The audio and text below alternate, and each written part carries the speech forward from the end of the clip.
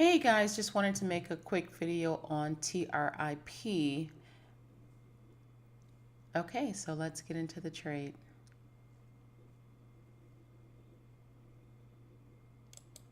TRIP actually had earnings yesterday.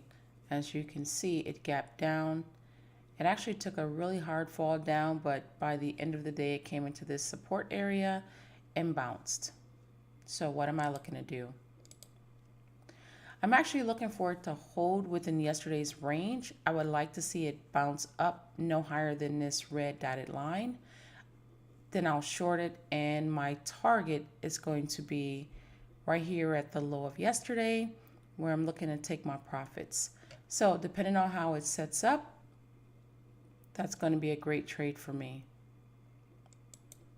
The perfect setup would be for it to actually not take out this area where you had it run up, get a little resistance, pop back up and get a little more resistance. So if it can hold this area, that just shows that it's ultra weak.